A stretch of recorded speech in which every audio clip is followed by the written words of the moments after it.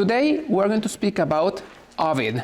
His name was, as you can see here, Publius Ovidius Naso, and he was born on the 20th of March, year 43 BC, and the date of his death is uncertain. So he died supposedly sometime between the 17 or the 18 AD. He's one of the three great canonical poets of Roman poetry. And chronologically, he comes after Horace, whom we're going to see in a few sessions from today. However, I preferred to see Ovid now because I think Horace is just a little more evolved and more mature, and I think the progression that we are going to follow in the course by showing first Virgil, then Ovid, and finally Horace is going to be a lot clearer. So it's just for clarity's sake, but please know that before him, chronologically, we have Horace, and it's not a great leap in time. Actually, Horace and Ovid knew one another and they were friends. So although Ovid outlived Horace for like 2 decades, nonetheless it's not a great leap in time. In Ovid we find one of the most autobiographical poets ever. Hardly was there any poet who speaks about himself as much as Ovid did before him. So, especially in his poems called Tristia, he speaks extensively about his own life, and it's almost an autobiography. In Ovid, we find a very interesting style. It's definitely not as polished, not as refined as that of Virgil, but it's a style that just flows very smoothly. And although his father wanted him to study law and rhetoric because he was born in Sulmo to an equestrian family, and they wanted their talented son to pursue a literary career, a legal career. Ovid has had this great talent and this quality that at the same time became some kind of impairment. What was it? Do you remember Virgil, who could not help himself and he could only write lyrical poetry? Yes, and even when he attempts to write an epic poem like the Aeneid, he holds it for like 8 lines and then he starts writing lyrical poetry. Well, with Ovid we find someone who could not help but writing in verse and expressing himself in verse. And in his autobiographical poems, he refers how his father started beating him because he wanted him to pursue a legal career, and Ovid said, "Juro pater numquam componere versum." What is that? A hexameter. So he was, I swear, I take a note that I will never complete a verse. But he had just said it in a verse. So that great talent of Ovid was his great asset because he could write very fluently and his poetry flows very smoothly, although I say it again, it is not as refined as the poetry you would find in Virgil, for example. Whatever he dedicated to rhetoric, according to Seneca the Elder, was dedicated mostly to moving emotions, and you can absolutely understand this coming from a poet. So when it came to arguing and presenting the arguments in a logical way and in a structured manner, and showing the laws that back up this plea, he really didn't accomplish much. If anything, he achieved what he achieved by appealing to emotions. And he writes, let me show you this verse. Nope, here, nope, this one.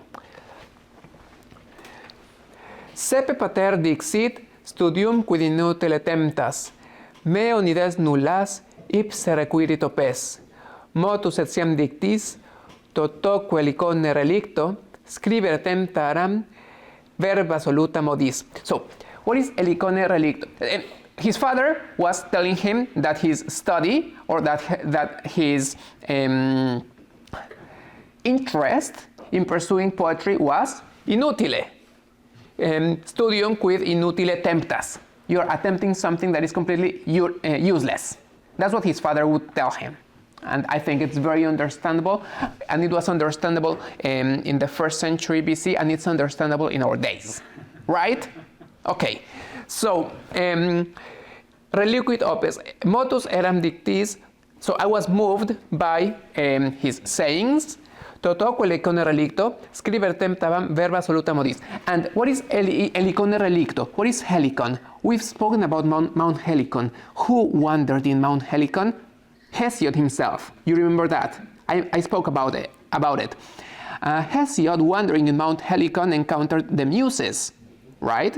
Who endowed him with his poetical talent. So, relicto helicone. So, once I had at least tried to leave aside poetry, scribere temptavam versa soluta modis. I tried, or I would try because it's imperfect, I used to try to scribere soluta verba soluta. What is verba soluta? In prose. So meaning I tried to write not in verse. I tried to write in prose. Sponta sua carmen numeros venievan adaptos. But by themselves, verses came, and they came very suitable. Et quod temptavam scribere versus erat. And whatever I tried to write was a verse. Okay? And this is a great talent he had. And of course, we should be very happy that he used that talent for poetry. And I'm happy he didn't pursue a literary career. How do you call it? Legal career, but he dedicated himself to literature. It took him a while because he quit his legal studies, and really he didn't know very well what to do with his life.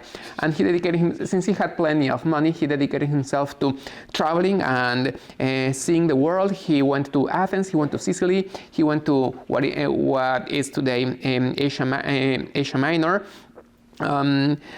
But around sometime between 25 or 29, he decided to dedicate himself completely to poetry. And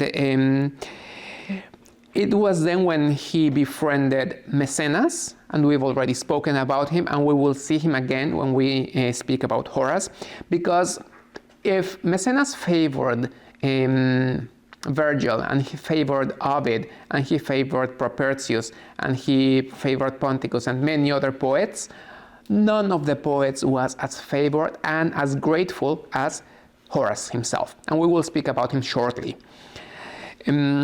So Ovid befriended Maecenas, and that got him in close connection with some of the poets I have already spoken about, like Propertius, like Ponticus, and especially Horace. So they knew one another and they were good friends.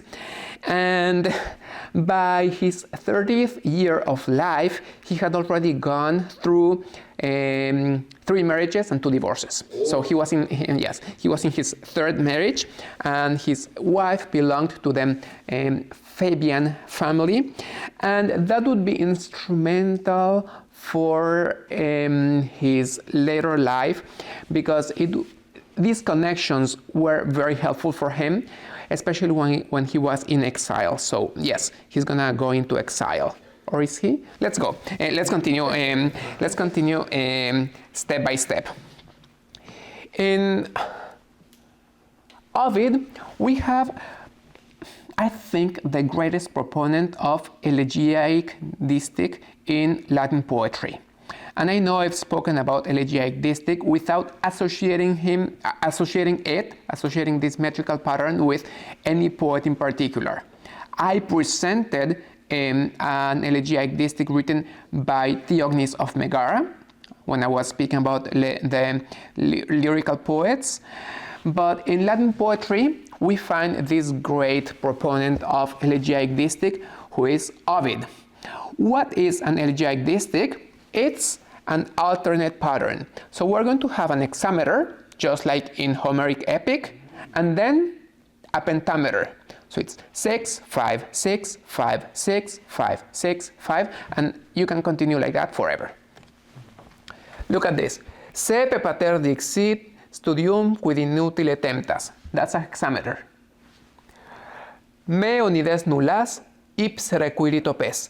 Me unides nullas. 1, 2.5. So it's 2.5. Ipse requirit opes. So there's a break in the middle. There's a pause in the middle. Ipse reliquit opes. That is 2, 2, and half of another meter. So what is 2.5 plus 2.5? 5. So you have 6, 5. And again, motus rem dictis toto quelecone relicto, that's a hexameter. And then it's followed by a pentameter. Scribere temptabam verba soluta modis. Do you see it? Okay, so that's a pentameter, followed by a hexameter, followed by a pentameter, followed by a hexameter, and so on. So we begin with a hexameter, followed by a pentameter, and that's the pattern that we're going to follow. And this is called elegiac distich, which is the proper metrical pattern of the elegy. Elegy, you can also understand it as a lamentation. And by the way, what's the name of this work? Tristia. So it's very suitable for his lamentations. He didn't always write with this metrical pattern because he's a very versatile poet and he wrote in many different genres. But I think that he particularly excels in his use of the elegiac distich, and soon enough we're going to see why. Around the year 2 AD, he wrote the elegy you have in the anthology, which is part of a larger work, which is Ars Amatoria, or Ars Amandi. And it's a parody.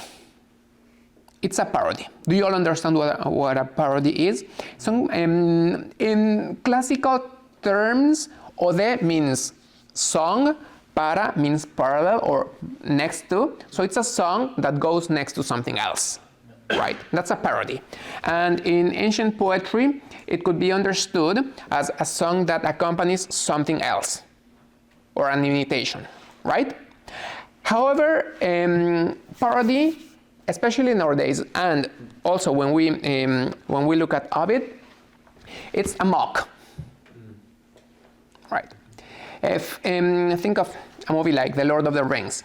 If I include ridiculous elements in some kind of plot that resembles The Lord of the Rings, okay, I'm making a parody of The Lord of the Rings. So, Ars Amatoria is a parody. It's a parody of what? Of didactic poems. In antiquity, we had didactic poems that conveyed wisdom, that told us how to live our lives, how to live a moral life, and there could be very particular didactic poems. For example, Epistulae ad Pisones is a didactic poem written by Horace on how to write poetry. And that's no parody, that's no mock. He's not making fun of anything, he's just sincerely telling you how to write a poem. Definitely Horace mocks some poets, but he's sincerely telling you how to write a poem. Some others would write poems about war or the art of, for example, Solon. I don't think he's a remarkable poet because he was not a poet, but he did write some verses about law and wisdom. So that is what we call a didactic poem. Now, coming back to Ovid, Ars Amatoria is a parody. It's a mock of a didactic poem. Because he's teaching you, of course, he's teaching you. But what is he teaching? He's teaching the art of intrigue and seduction.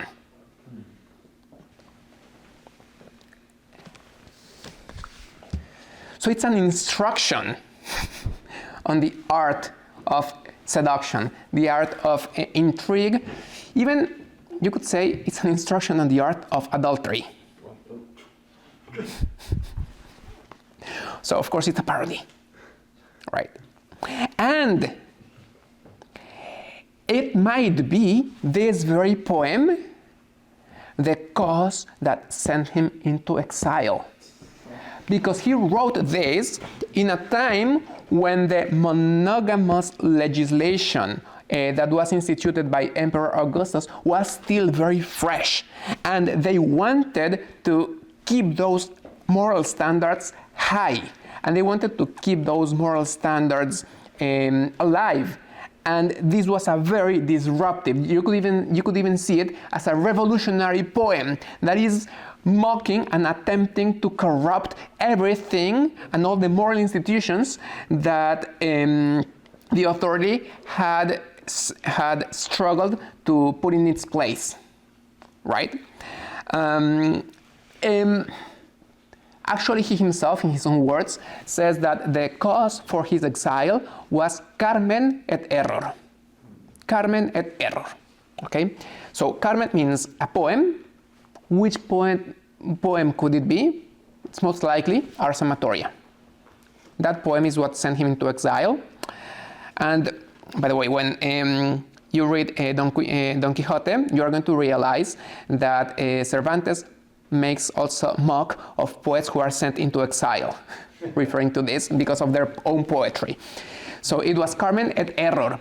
So what was that mistake? What was that error? What was that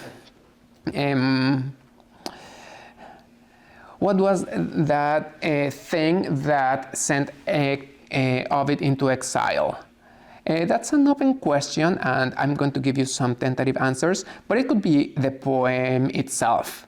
Maybe he regards the penning of this poem as an error in itself, although there are other interpretations to that ambiguous and obscure Carmen et error. In his own words, he says that which sent him into exile was Carmen et error, meaning a poem and a mischance or a mistake.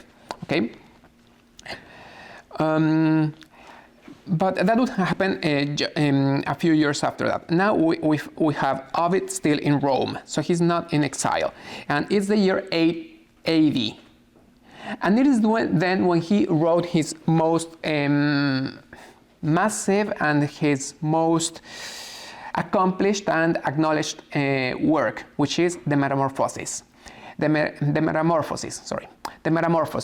In it, you find around 250 characters. Yes, like 250 characters. And what is the common pattern of all of them? That they all go through some kind of metamorphosis, meaning some kind of change, right?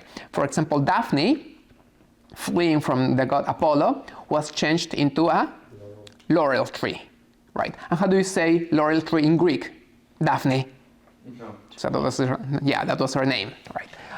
You could also find mention of Actaeon, for example, who, as a punishment, was transformed. He was a hunter, and he encountered the goddess Diana, and the goddess Diana, being discovered, unleashed her wrath against him and transformed him into a stag, into a deer. So Actaeon died prey of his own hounds. So all those changes, all those metamorphoses, you are going to find them in this very long poem. It's like something around 12,000 verses. So, for example, think of the Iliad. It has 24, so it's 24,000 verses. So it's half of the Iliad. So it's long. It's long, and in it you find like 250 characters. It's divided in 15 books. And unlike his Tristia, which is written in elegiac distic, this is written in hexameter. So it's just, as I have already mentioned, Ovid had a lot of suffering because he was exiled. He was sent to Tomis, that is in next to the Black Sea. So it was the utmost end, the one of the last and most remote provinces of the Roman Empire, and it's something that remains unclear. Why? Okay. For example, when we look at the sources, we see that exactly in that same year, 8 AD, Julia and Agrippa, the the grandson and the granddaughter of Emperor Augustus, had been charged with conspiracy and sent into exile. And so was the husband of Julia. So, according to some scholars, Ovid might have been part of this conspiracy. So maybe it was not only because of his poem, or maybe his poem didn't count at all, and there was something political behind it. Could this have been Ovid's error, getting in touch, or maybe just getting too close to this conspiracy? Of course, another option or another suggestion would be precisely what Ovid wrote and how his Ars Amatoria was so revolutionary and so subversive against the Julian marriage laws that were instituted in the year 18 BC. Or it might have been a mere excuse for something personal. And when I say something personal, maybe there was a flirt between Ovid and the emperor's wife. So that's also uncertain, but it could be, according to some suggestions. Why? Because if the emperor took it so personal, don't worry, there's not the image of Ovid anymore, but I'm gonna put another poem right here, sorry, and I'll go back.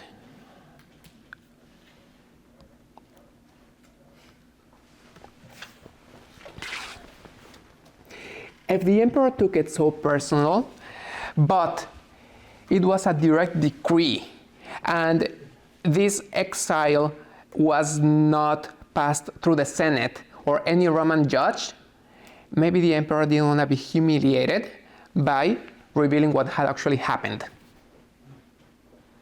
So you see, we have now three theories, all of them very different from one another, and all of them as unclear as the other, right? To the point that, let me just introduce a fourth theory. Some scholars have even suggested that the exile didn't actually happen. It's a mere literary device Ovid was using. It's a mere literary device Ovid used to add dramatism to his own life and his own literary production. Why? Because actually nobody mentions his exile. Only Ovid himself. And some obscure sources, but they are so obscure that then definitely they cannot be counted as reputable. So you see, we have a wide range of theories.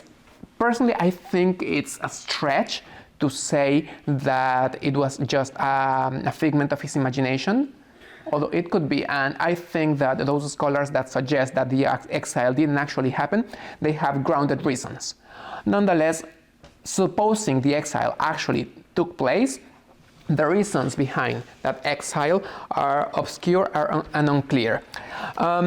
In his Tristia, which supposedly he writes from his exile. He recalls his own life, and here you have the Tristia, where he expresses his sorrow when he's going into exile, and he's remembering the night. Then afterwards, the narrative is going to continue, and he's going to express what happened the next day, and then how he journeys into exile. Cum subit illius tristissima noctis imago, qua mihi supremum tempus in urbe fuit. Cum repeto noctem, qua tot mihi cara reliquit, labitur ex oculis, nunquaque gutta meis. Iam propelux aderat, qua mexa decedere Caesar, finibus extra meius erat ausonie, nec spatium nec mens fuerat satisapta parandi, torpuerat longa, pectora nostra mora. Cum subit illius tristissima noctis imago. When I recall the image or the memory of what? Of Illius noctis, of that night. And how is that image? Tristissima. It's most sad. It's very sad. It's the saddest image. The saddest memory is the memory of that night. Quae mihi supremum tempus in orbe fuit. And that night was my supremum, my last, my final tempus, my final time, my final moment in urbe, in the city, in Rome. Cum repeto, when I recall noctem, when I bring to mind the night, qua tot mihi cara relique, when I left so many dear things, labitur ex oculis, nunc quoque gutta meis, nunc quoque. Even now, a drop falls from my eyes. And you can see how smooth his poetry flows. There are no enjambments, and it's very clear. Every line conveys a complete idea. And I think it's even, I think it's very clear, isn't it? Good. So this is what he writes, and it's a longer poem, and you can see allusions to his exile all through Tristia. And he also wrote Epistule ex Ponto, from the Black Sea. So supposedly from the Black Sea he was writing letters, especially to his wife, and how he pined for her. And he also describes his needs in exile, and how he longed also for Rome. He dedicates also some of these poems to the emperor, and some other poems to himself. Anyway, regardless of where he was, or his exile, or the obscurity and the conflicting accounts that we have behind his exile, we don't know when he died, but he died sometime around the 17 or the 18 AD. And let me now speak a little about his works. Heroides, or Epistule Heroidum, which are the heroines, female heroes, and these are 21 elegiac couplets where he impersonates these female heroines, and they are writing letters to their partners. So they are love letters that different or various mythical figures are writing to their corresponding partners. I have already spoken about Ars Amatoria, and since that is what you have in the anthology, I hope next class we can dedicate some time to deepening further in the content of Ars Amatoria. I have already explained that this is how do you call it, a parody. And let me just read one of the first lines. Si quis no cartem populo non novit amavit, sorry. Si quis no cartem populo non novit amandi, hoc legatet lecto, carmine doctus amet. If somebody is unfamiliar with the art of love, let him read this book, and once having read, he will be doctus, he will be learned, and he will be able to love. We will deepen in Ars Amatoria next session. Of course, his most well-known work is the Metamorphoses. I have already spoken about it. Then we have also a massive work that is called Fasti. It refers to the Fasti, F-A-S-T-Y, sorry, F-A-S-T-I, and that means feast days. It's an incomplete work. He wrote about the importance of Roman customs, of Roman festivities, sometimes introducing some agricultural allusions. But he could only write, he wanted to write a whole calendar. He could only write from January to June.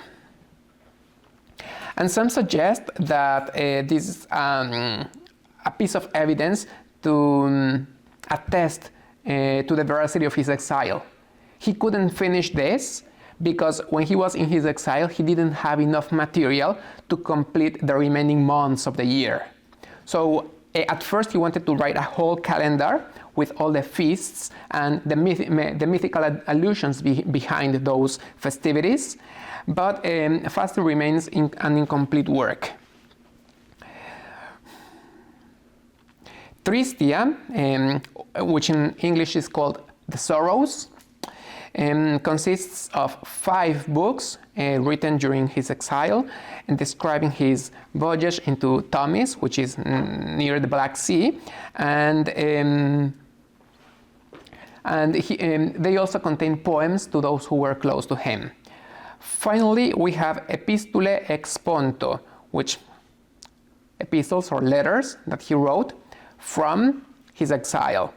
He expresses his needs, his yearning for Rome, and there's also a tragedy. He wrote a tragedy, and as far as I know, he only wrote one tragedy, which unfortunately has been lost to us. So there's mention of Ovid's tragedy. The title is Medea. And you have already heard something about Medea written by Euripides.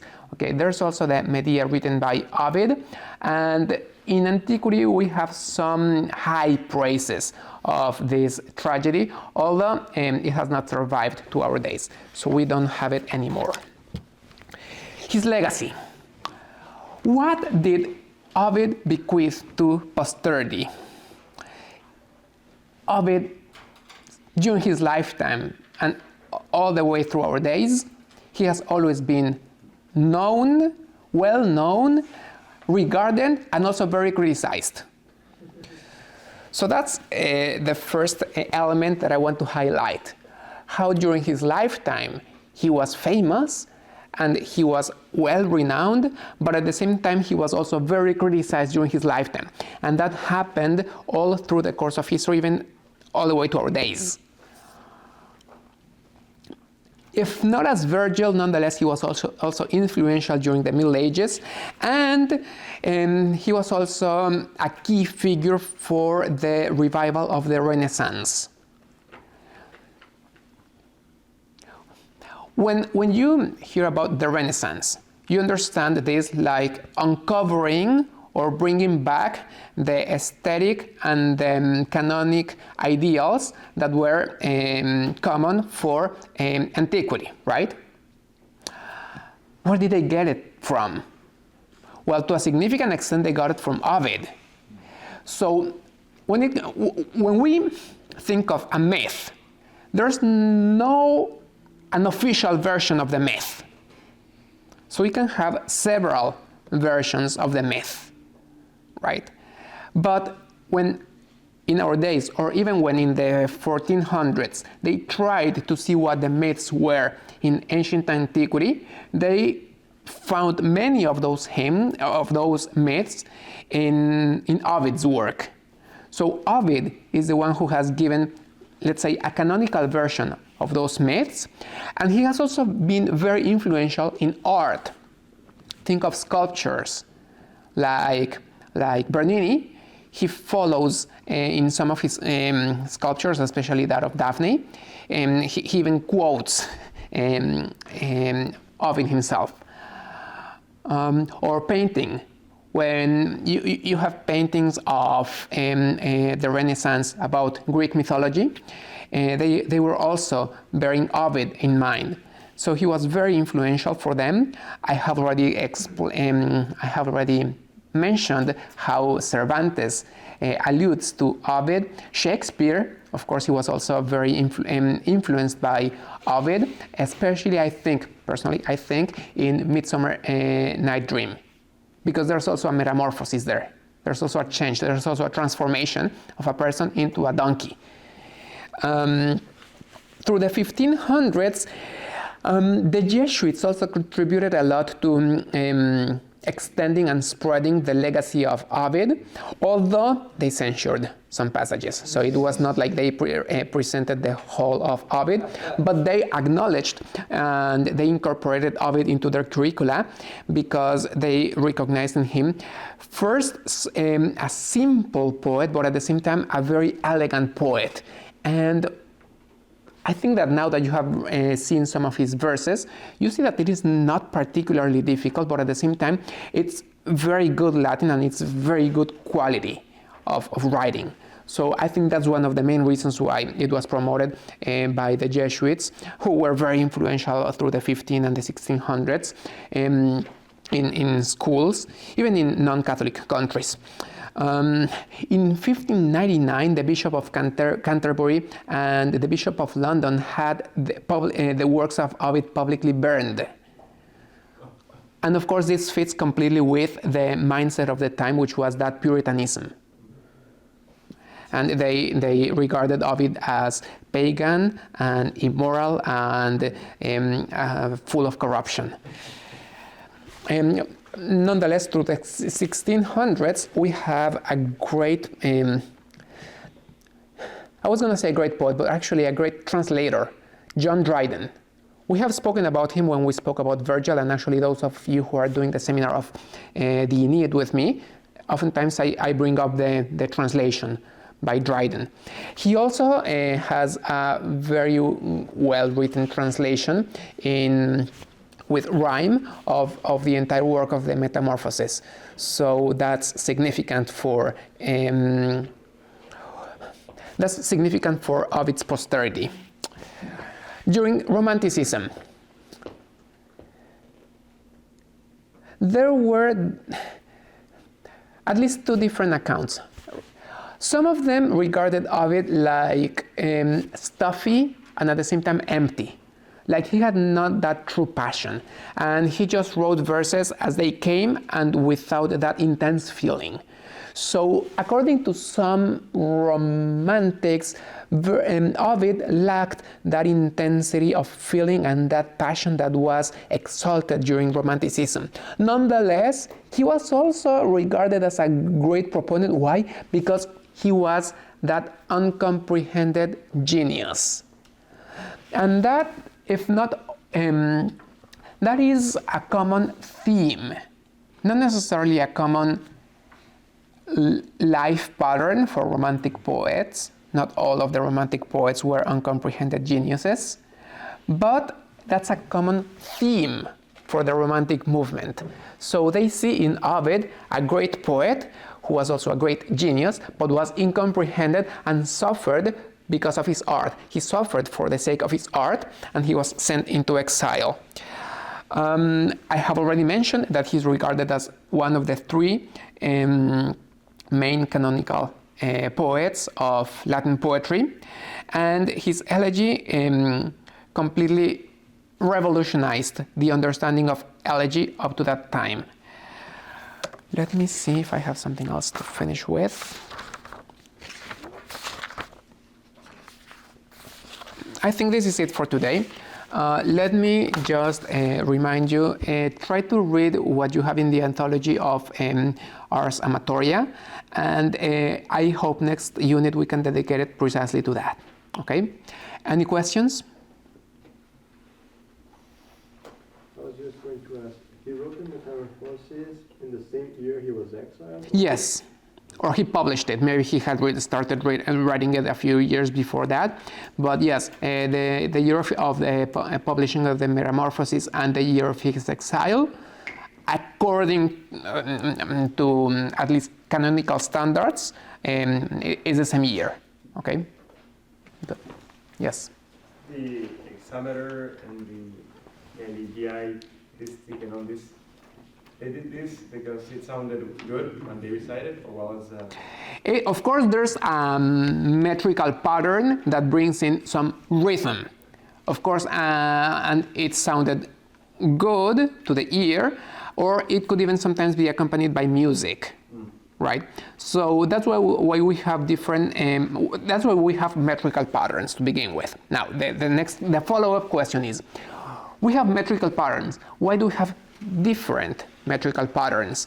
And habitually, a metrical pattern would correspond to a definitive type of style or literary genre.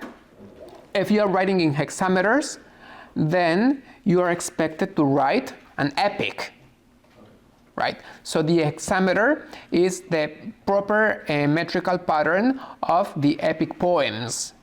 If you are writing an elegiac distich, then you are expected to write an elegy, right?